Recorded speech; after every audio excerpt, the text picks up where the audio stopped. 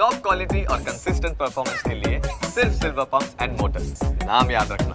તો news capital Gujarat પર ખાખીના આસમાની પહેરાનો પુરાવો અમે આપને બતાવી રહ્યા છે। આદિવાસી બાહુલ્ય ધરાવતા વિસ્તારમાં પોલીસ હાઈટેક બની ગઈ છે। દાહોદના આબથી નજર અને ધરતી પર ધરપકડ। રેલવે ટ્રેકથી લઈને હાઈવેની સુરક્ષા એકદમ સુદૃઢ બની ગઈ છે।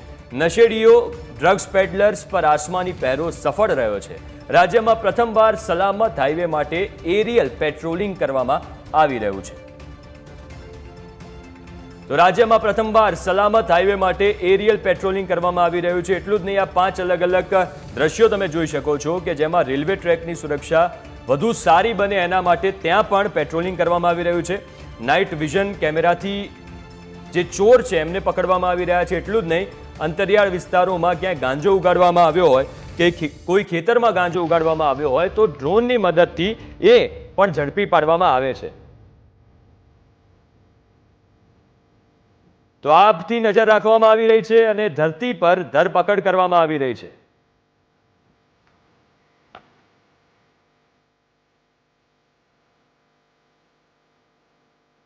તો આપણી સાથે દાહોદના એસપી રાજદીપસિંહ ઝાલા સાહેબ જોડાઈ ગયા છે। સર, આપનું સ્વાગત છે ન્યૂઝ કેપિટલ ગુજરાત પર। સર, સૌથી પહેલો મારો સવાલ એ છે કે આ જે કામગીરી કરવામાં આવી રહી છે જેમાં ડ્રોનનો ઉપયોગ કરવામાં આવી રહ્યો છે, એઆઈનો ઉપયોગ કરવામાં આવી રહ્યો છે, મશીન લર્નિંગનો ઉપયોગ કરવામાં આવી રહ્યો છે, તો કઈ રીતે આખી પ્રોસેસ કરવામાં આવે છે?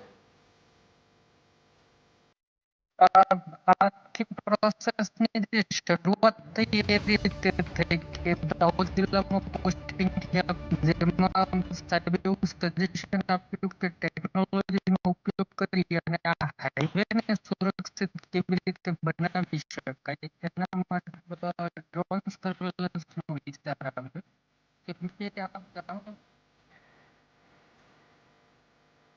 તો સર, કંઈક ટેકનિકલ એરર છે, થોડી વારમાં ફરી એકવાર એમને જોડીશું।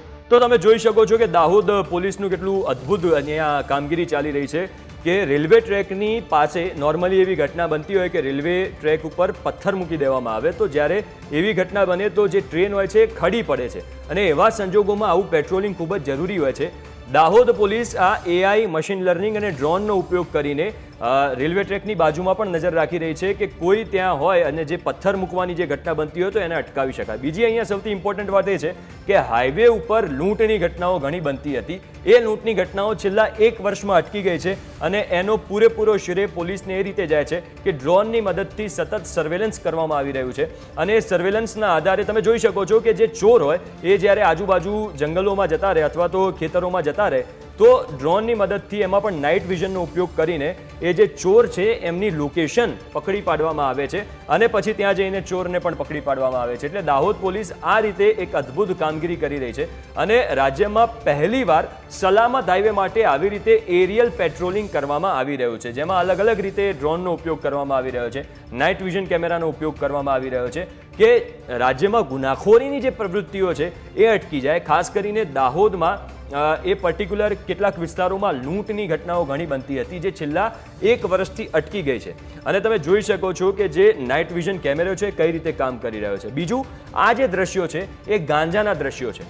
અંતરિયાળ વિસ્તારોમાં દાહોદ, કારણ કે આજુબાજુ ખૂબ જ હરિયાળી છે, જંગલ વિસ્તાર છે, એટલે અંતરિયાળ વિસ્તારોમાં જે ગાંજો ઉગ્યો હોય એ પણ આવી રીતે પકડી પાડવામાં આવે છે। આપણી સાથે દાહોદના એસપી ફરી એકવાર રાજદીપસિંહ ઝાલા સાહેબ જોડાઈ ગયા છે। સાહેબ, આપણે એ જ વાત કરતા હતા સર કે હું એ પ્રશ્ન આપને પૂછતો હતો કે એઆઈ અને મશીન લર્નિંગનો ઉપયોગ કરીને અને ડ્રોનનો ઉપયોગ કરીને આ આખી પ્રોસેસ કેવી રીતે કરવામાં આવે છે અને ગુનેગારોને પકડવામાં આવે છે? જી, ડ્રોન ટેકનોલોજી સૌથી પહેલા મેં આપને જણાવ્યું એમ હાઈવે સિક્યોર કરવાની અમારી માટે મોટામાં મોટી ચેલેન્જ હતી। એમાંથી ડ્રોનનો આઈડિયા ધ્યાનમાં આવ્યો। એ આઈડિયા તથા ડીજીપી સમક્ષ મૂક્યો અને પાયલોટ પ્રોજેક્ટ દાહોદ ખાતે શરૂ કરવામાં આવ્યો।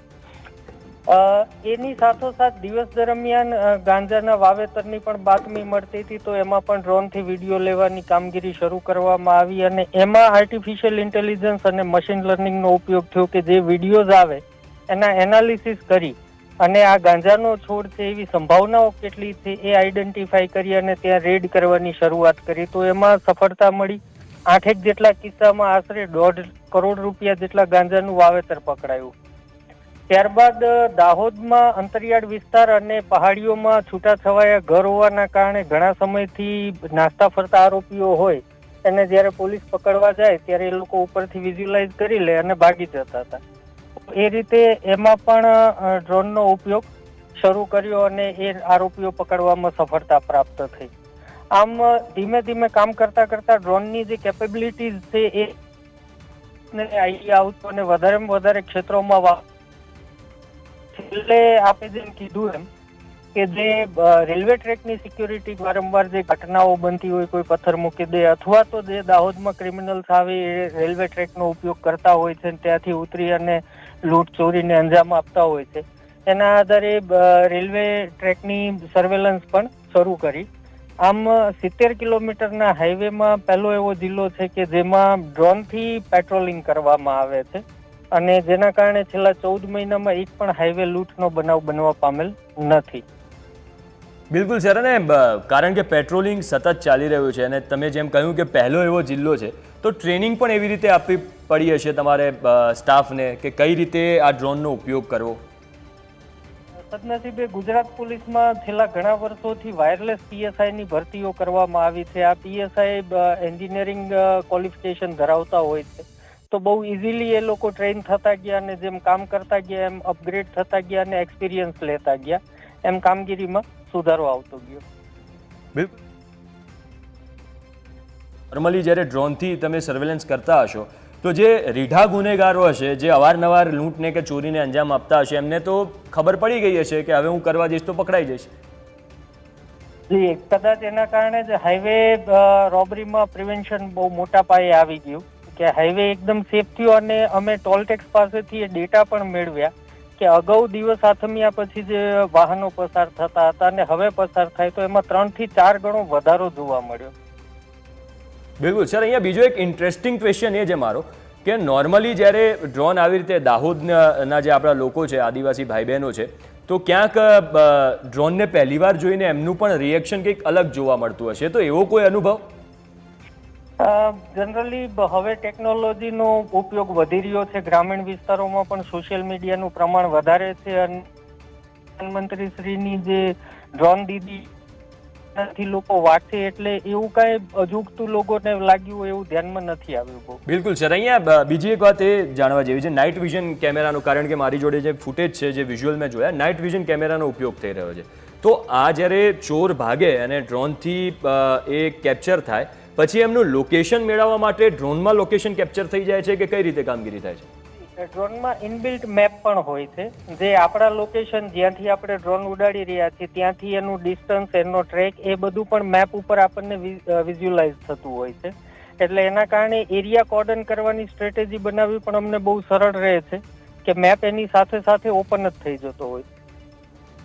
બિલકુલ સર, અને રેલવેનો આપે ઉલ્લેખ કર્યો કે રેલવેમાં કારણ કે નોર્મલી જે ટ્રેન ખડી પડે તો ટ્રેક ઉપર પથ્થર મૂકવામાં આવતો હોય છે ને એવી મોટાભાગની ઘટનાઓ બનતી હોય છે. કોઈ એવો મેલા ઇરાદાવાળો વ્યક્તિ હોય, લૂંટ કરવાનો એનો પ્રયાસ હોય તો એ પથ્થર મૂકીને કરે, તો એ દિશામાં કઈ રીતની કામગીરી થઈ રહી છે? આપ જાણો છો એમ રેલવે ટ્રેકની પેરેલલ પેટ્રોલિંગ કરવું બહુ ડિફિકલ્ટ હોય છે કેમ કે રોડ રસ્તા હોતા નથી તો પોલીસ બાઇક પેટ્રોલિંગ કે કરી ન શકે. તો એવા કિસ્સાઓમાં અમે આ વિચાર્યું કે એરિયલ સર્વેલન્સથી એક સાથે મોટો એરિયા પણ કવર થશે અને અનમેન્ડ પેટ્રોલિંગ પણ સારી રીતે થશે. એટલા માટે એ એક્સપેરિમેન્ટ કર્યું હતું કે ટ્રેકની સિક્યોરિટી અને સર્વેલન્સ કેવી રીતે થઈ શકે. બિલકુલ સર, અને આ ડ્રગ્સનો વિચાર કેવી રીતે આવ્યો? કારણ કે ચોર પકડવા માટે ડ્રોનનો ઉપયોગ થઈ રહ્યો છે અને ડ્રગ્સને પકડવા માટે, અને ગુજરાતમાં અત્યારે પ્રવૃત્તિ જોરદાર રીતે ચાલી રહી છે કે ડ્રગ્સનો જે માફિયાઓ છે એમને કેવી રીતે અટકાવી શકાય અને કેવી રીતે ડ્રગ્સને અંદર, કારણ કે દાહોદ બી સરહદ પડે છે, તો ગુજરાતમાં લાવવાથી એને અટકાવી શકાય. તો એ વિચાર કેવી રીતે આવ્યો અને એ દિશામાં કઈ રીતની કામગીરી છે? સૌથી પહેલો વિચાર એ રીતે આવ્યો કે એમપી અને રાજસ્થાનની અડીને આવેલો જિલ્લો છે અને ગીચ જંગલો છે અને પહાડી વિસ્તાર છે, તો લોકો પોતાના વાવેતરની વચ્ચે ડ્રગ વાવેતર કરી દેતા હતા તો 2 ડાયમેન્શન પેટ્રોલિંગથી આઈડિયા ન આવી શકે. એટલા માટે એરિયલ સર્વેલન્સથી એ આઈડિયા આવે કે વચ્ચે વચ્ચે કોઈએ જો વાવેતર કર્યું હોય તો પકડી શકાય. એ જ રીતે દાહોદ જિલ્લામાં 20 જેટલી ચેકપોસ્ટો આવેલી છે, તો ચેકપોસ્ટ ઉપર તો કામગીરી થતી હોય પણ ત્યાંથી કોઈ વાહન છટકી જાય છે તો ડ્રોનથી એને ફોલો કરી અને પકડી શકાય છે.